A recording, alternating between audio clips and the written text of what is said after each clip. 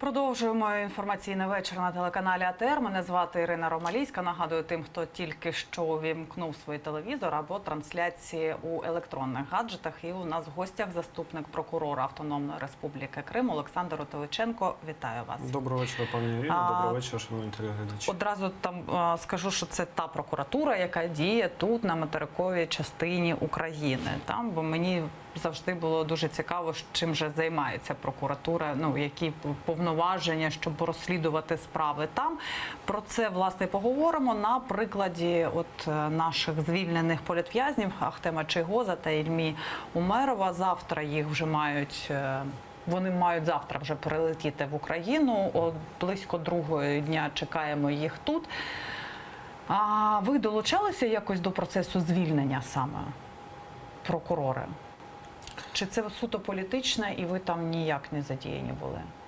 Я вважаю, що, можливо, я скажу загальними фразами, однак це відповідає суті того, що відбувається.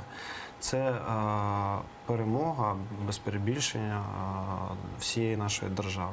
І я вважаю, що кожний орган, кожна людина, кожний громадський діяч, який щоденною, наполегливо своєю працею сприяв цьому, він приймав участь у цьому. Це питання, звичайно, лежить у декількох площинах, правовій, політичній, однак загалом це, ще раз повторюсь, перемога нашої держави, яка на крок ще зробила нас ближче. З такої відповіді роблю висновок, що не долучалися саме до визволення. Так? Це політичні були домовленості на рівні керівників держав. Згідно, ми робили свою роботу і розслідували кримінальні провадження щодо тих посадових осіб незаконно створених правоохоронних органів, які переслідували, як ми вважаємо, незаконно переслідували Чийгоза та Умерова на території півострова Крим. Про це поговоримо. От скажіть, хоч суто таке емоційне питання, як ви взагалі дізналися? Ви там в кабінеті працюєте, стрічки новин гортаєте і звідти дізналися? В нас є дуже тісна співпраця з державними органами, які займаються питаннями Криму, громадськими організаціями. Перша інформація була отримана саме від них, тому що в нас налагоджений механізм співпраці та обміну інформацією з метою оперативного реагування на ті чи інші ситуації. Ну і як будь-який пересічний громадянин, це ЗМІ. Так.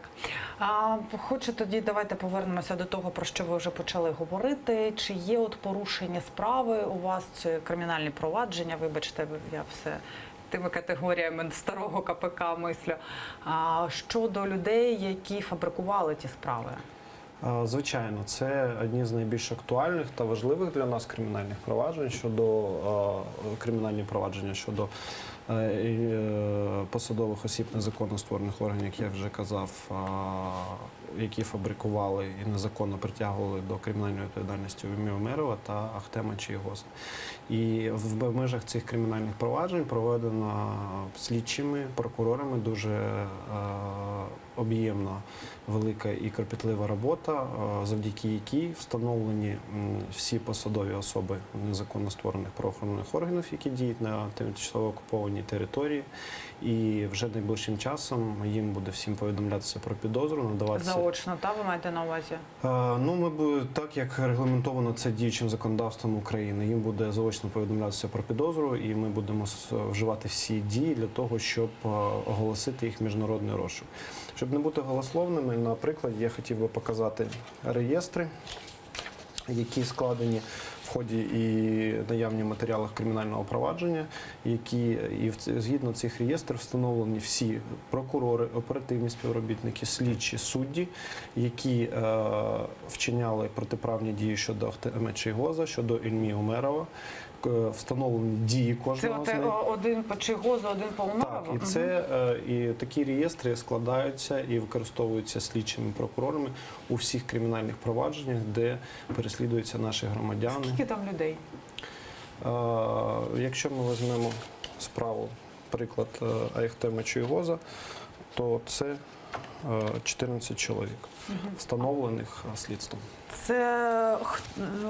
Хто це? Це слідчі, це прокурори, це Це слідчі, прокурори, оперативні співробітники та судді. Оперативні співробітники – це ті, хто розробляли цю справу? Так, співробітники Федеральної служби безпеки. А хто ці люди? Вони громадяни України в минулому? Чи це завезені з Росії до Криму? Як і у справі Ільмі Умерова, так і в справі Ахтема Чийгоза. Там є і колишні співробітники правоохоронних органів України, які перейшли на бік незаконно створених окупаційної влади та переслідують наших громадян, так і громадяни Росії, які були переведені з інших регіонів і зараз працюють на тимчасово окупованій території. Хоч я прошу вибачення, переб'ю, щоб вже закінчити цю тему. Також хотілося б сказати, що вже щодо одного з колишніх прокурорів органів прокуратури України, наразі прокурора незаконно створеної прокуратури Автономної Республіки Крим, який приймав участь у кримінальній справі щодо Ільмі Умерова, кримінальне провадження прокуратури Автономної Республіки Крим скеровано до суду за статтею 111 «Державна зрада». Ага, тобто це той прокурор, який починав чи вів справу Чийгоза, так? Це той прокурор, який підтримував у суді клопотання слідчих про обрання йому запобіжного заходу. І що далі з цим процесом буде відбуватися? Буде те, що ми там споглядаємо, наприклад, по справі Януковича, коли його немає і засудження, чи буде, чи не буде, він там собі сидить у Росії, як і тут сидить собі у Криму. Діюче законодавство наше містить такий інститут, як інститут спеціального досудового розслідування, або, як кажуть в обиході, інститут заочного засудження. І саме в цьому випадку цього прокурора ми пішли таким шляхом, тому що ми вишукуємо різні правові конструкції щодо забезпечення невідворотності покарання і притягнення громадян, які вчиняють злочини, до кримінальної відповідальності. У цьому випадку ми саме пішли таким шляхом. І в разі ми зробимо все, щоб забезпечити швидкий судовий розгляд, отримати обвинувальний вирок.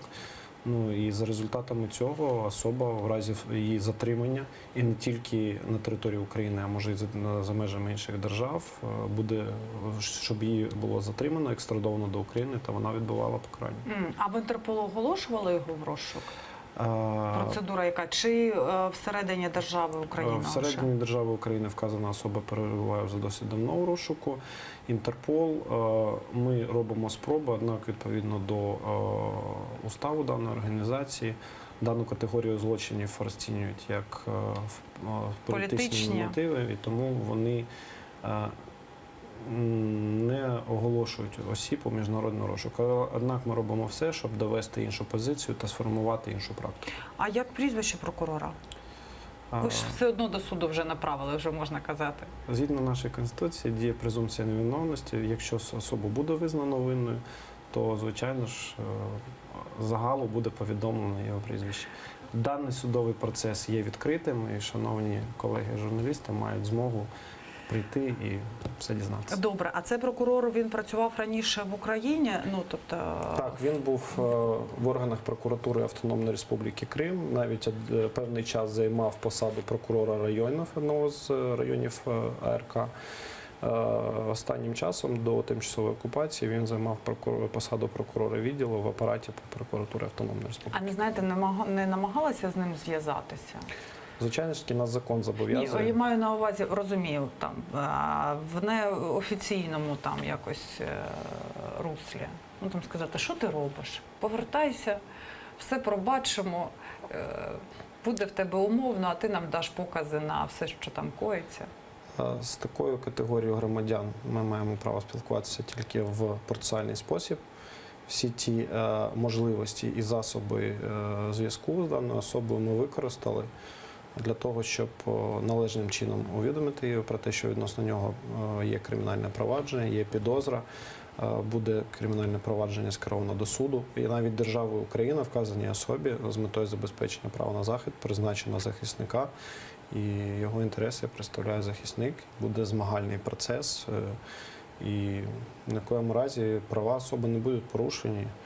І його захисник, і він сам має можливість, згідно нашого законодавства, у будь-який час вступити в процес і доводити свою невинуватість. Наскільки ви оцінюєте взагалі перспективи таких справ? Ну, бо знову ж таки згадаю ту справу найяскравішу з таких по суду з Януковичем, де його звинувачують у державній зраді також. Та? І ми бачимо просто чехарду адвокатів, ну, якісь політичні маніпуляції, і здається, що все це затягнеться, а якщо не затягнеться, буде вирок, то все одно буде він собі жити в Росії і вільно себе почувати. Я можу казати про ті кримінальні провадження, які знаходяться в прокуратурі Автономної Республіки Крим, розслідувалися слідчими прокуратури Автономної Республіки Крим або іншими правоохоронними органами, за якими ми здійснюємо нагляд, і в яких державне обвинувачення підтримується нашими прокурорами. Ми вважаємо, що там зібрано достатньо доказів, які дозволять нам перед судом довести провину цих людей. І все ж таки в перспективі більш далекій ми працюємо на те, що і всі сподіваємося, віримо і знаємо, що відбудеться деокупація. І ми вже будемо готові зустріти, Приймати тут. Олександре, цих осіб. а якщо буде вирок обвинувальний, як це на міжнародні, ну тобто, чи має тоді вже Інтерпол оголосити в розшук, чи як? Чи він буде також вільно пересуватися світом і не може буде в'їжджати там лише в Україну? Ну, навіть в разі обвинувального вироку для Інтерполу ця стаття не перестає Все бути одно політичною, політична. однак я наголошую на те, що ми намагаємося сформувати нову практику і довести все ж таки те, що таких осіб необхідно оголошувати в розшук. І проводимо постійну роботу з представниками Інтерполу, проводимо якісь робочі наради, все ж таки, щоб довести свою позицію і зробити все, щоб можливо і цих людей оголошувати в розшук. Я вірю, що нам це вдасться. В цих документах, папках, переліку є прокурорка в минулому, так звана прокурорка Криму Поклонська? Так. А їй там що інкримінується? Також державна зрада? Щодо Наталії Поклонської, в частині її обвинувачень є декілька кримінальних проваджень в Генеральній прокуратурі України, в прокуратурі Автономної Республіки Крим. В кримінальному провадженні, яке розслідується слідчими Генеральної прокуратури, Наталії Поклонській вже оголошено про підозру за статтею 111 «Державна зрада», вона також перебуває в державному розшуку. Прокуратурою Автономної Республіки Крим ведеться 2 кримінальних провадження, в яких фігурує Наталія Поклонська і в яких ми збираємо докази з метою повідомлення їй про підозру. Це справа щодо так званої заборони Меджлісу, тому що вона своїми діями, винесенням незаконних актів прокурорського реагування саме і зробила можливою заборону незаконно створеним судом діяльності цієї організації на території півострова Крим. І друге – це і дії в справі Ахтема Чийгоза. Давайте подивимось сьогодні, що сказав Ахтем Чийгоз про те, кого він зустрічав ще в СІЗО кримських. От давайте зараз це подивимось.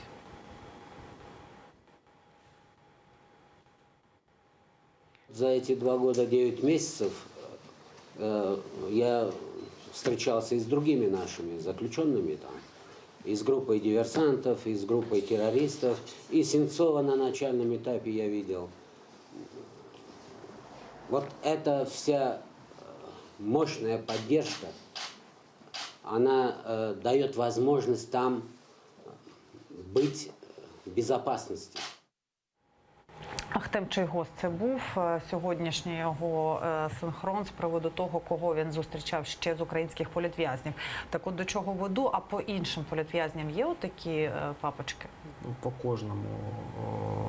кожному громадянину України, який підданий незаконному переслідуванню з тих чи інших мотивів на території півострова Крим, є кримінальне провадження щодо цих посадових осіб, які його переслідують. В кожному кримінальному провадженні складені такі реєстри, встановлюються всі винні особи, встановлюються дії, які вони вчиняли, і їм буде надана оцінка у вигляді підозр, обвинувачень. По Сенцову, Кольченка, ну от я там пригадую, по справам на так званих там Хізбут Тахрір, по всім цим є, так? Так.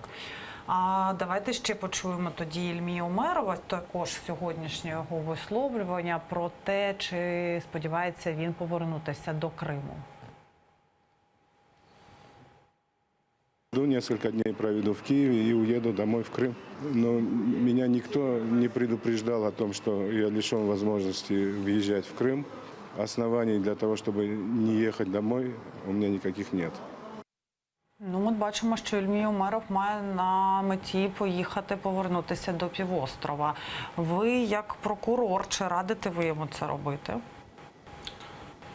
Крим – це територія України. Конституцією кожному громадянину України гарантована свобода пересування по території нашої держави. Тому кожна людина свободна в своєму виборі. Якщо вона вважає за потрібне це, то, звичайно ж таки, з точки зору тих життєвих подій, які він пережив, то,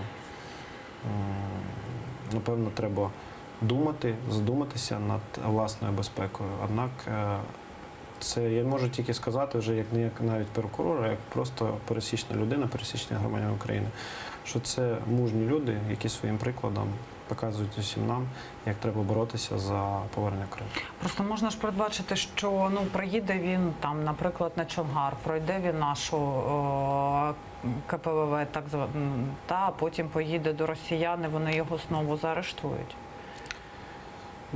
Ви знаєте, він є заступником голови Меджлісу. В Меджлісі в своїй більшості состоїть з дуже мудрих, поважних людей, які, думаю, дадуть йому поради щодо того, як далі влаштовувати своє життя, де йому мешкати і що робити. Будемо сподіватися, що все ж таки, він, хочеться сподіватися, що принаймні він знову не опиниться там заарештованим, не на волі. І давайте подивимось ще сюжет, який готували наші журналісти з відділу новин, про те, останні новини про Чийгоза та Умерова.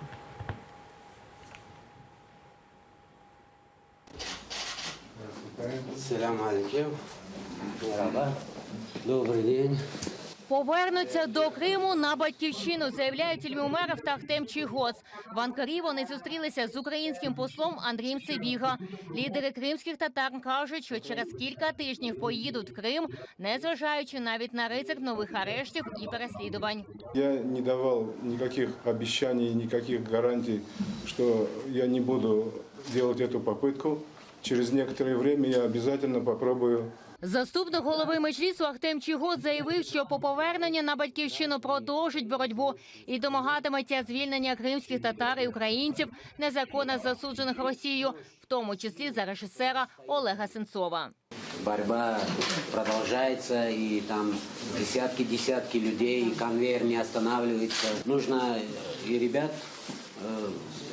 возвращать, и Сенцова надо возвращать. И мы будем просить нашего президента Эрдогана, чтобы за Сенцова и за других украинских. Ніч Ахтем Чийгоз та Ільмій Умеров провели в Туреччині. Вже пройшли медобстеження. В Анкару лідерів Меджлісу доставили напередодні Сімферополя через Анапу. Їх видачі домігся президент Реджеп Таїп Ердоган на прохання лідерів Меджлісу Мустафи Джемілєва і Рафата Чубарова. І після недавньої зустрічі в Києві з президентом України Петром Порошенко. Двох політв'язнів Путін звільнив швидше за все таємним указом. Тому що самі вони від помилування відмовилися. Бранці Кремля розповіли, що весь час відчували підтримку України. Речь не в личностях, Чийгоз, Умеров. Речь в том, что народ, граждане Украины, живущие в Крыму, они ощутили вот ту мощь, силу, которая стоит за ними. И это очень важно в борьбе. Это очень важно. Напередодні лідери кримських татар зустрілися з діаспорою.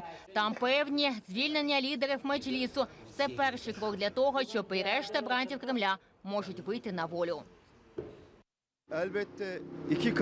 Звісно, звільнення двох кримських татар вселило нам нові надії. І в Криму, і в Туреччині народ щасливий з цього приводу. Однак, з іншого боку, це означає, що ще двоє наших героїв вигнані з Криму. Це свого роду депортація. Потрібно поглянути на це іще й з цього боку. Міністр закордонних справ Павло Клімкін також певен, напрацьований досвід допоможе звільнити з полону Кремля і інших українців. Ви розумієте, що робить Росія. Вона спеціально це видає тільки нашим друзям, і вона хоче показати, що Крим – це Росія. Крим – це не Росія, це наша окупована територія. І такі трюки, я вчора розмовляв з німецькими журналістами, вони всім прекрасно зрозуміли. Ніяких перешкод для Ільмі Умерова та Ахтема Чийгоза, щоб в'їхати в Крим, немає, розповідає Ніколай Полозов. Росія зняла з них усі обвинувачення, і нині кремлівська Феміда не має до них жодних претензій. В настоящее время нет никаких запретов на въезд ни в отношении Ахтема Чийгоза, ни в отношении Ильмы Умерова. Что касается фактической стороны, конечно, опасность, что такой запрет может быть вынесен, она потенциально есть, но на текущий момент такого запрета нет. Поэтому если они изъявляют желание приехать в Крым, то никто им препятствовать не вправе. Лідери кримських татар Ільмі Умеров та Ахтем Чийгоз прибудуть до Києва завтра. Їх рідні вже виїхали з окупованого Криму на зустріч до Києва. Ільвіна Сідбулаєва, Оксана Гуцел, Емінія Халіл та Владлен Мельников. Заман, АТР. Ельвіна розповіла нам останні просто новини про те, що зараз відбувається, що думають, на що сподіваються, які плани будують Ахтем Чийгоз та Ільмі Умеров. Завтра очікуємо їх уже у Києві. У нас в студії, нагадаю, знаходиться заступник прокурора Автономної Республіки Крим Олександр Родовиченко. Олександр, а щодо хотіла ще запитати, бо вчора в російських ЗМІ, взагалі крізь було це повідомлення щодо того, що про помилування у Путіна, про помилування Чийгоза та Умерова просив так званий муфтій Еміралі Аблаєв. Щодо нього є якісь провадження у вас? Це от муфтій Криму. Ми розслідуємо факти щодо незаконного переслідування наших громадян за погляди щодо віросповідання. І всім діям надається оцінка. Однак до цієї особи у нас поки ніяких питань немає. Було, ще пригадала, ще питання хотіла поставити щодо Поклонської. А ви до того були з нею знайомі? Я особисто? Так. Ні, ніколи. Ви в Одесі працювали, так? Бо багато столичних прокурорів насправді там були знайомі, казали, що десь перетиналися. Тож думала, може ви знайомі, можете поділитися своїми враженнями якою вона була до анексії Криму. Ще хочу запитати, а як ви збирали оці саме докази? Тобто, вас же фізично там немає, так? Дуже часто немає там прізвищ, чи фотографій, чи то відео навіть тих суддів, не кажучи вже про слідчих. Як ви збирали ці Ще певний час назад, напевно, для правоохоронних органів, які займаються кримським напрямком та базуються на материковій Україні, це було певною проблемою збір доказів в силу тих об'єктивних причин, тому що ми не маємо доступу до території, до людей, до документів. Однак у нас не було ніякого іншого вибору, як знаходити джерела, шляхи та методики отримання доказів, фіксації тих правопорушень. І це саме ті якісь, напевно, нестандартні в класичному поніманні кримінального процесу підходи, які дозволили нам цього досягти. Наприклад, більш широко на загал мені б не хотілося про це казати, тому що це несе за собою риски того, що ми будемо позбавлені тих чи інших можливостей. Вікно можливостей не закриваєте, так? Я просто знаю, що багато моїх колег, журналістів, наприклад, фільмують обличчя суддів, які судять українців, це і Криму стосується, і Росії, в політичних таких справах, ризикуючи насправді, бо майже завжди заборонена взагалі відеозйомка, а зйомка суддів в 99% випадків. Такі документальні докази ви також берете? Ми беремо всі факти, всі матеріали, оцінюємо їх, намагаємося їх звести до рангу доказів тими чи іншими процесуальними діями. Дуже тісно ми співпрацюємо з журналістським товариством, з представниками різних громадських організацій, і це теж дуже великий масив інформації ми отримуємо саме від них. І останнє, чи правильно я розумію, що ви будете завтра намагатися допитати Чийгоза і Умерова як потерпілих по цих справах? Це необхідно зробити. Завтра? Побачимо. Дякую дуже вам. Олександр Отовиченко, заступник прокурора Автономної Республіки Крим, був гостем нашої студії. На цьому інформаційний вечір в прямому ефірі я завершую. Кажу вам до побачення. Побачимося в цій студії завтра вже о 18:10.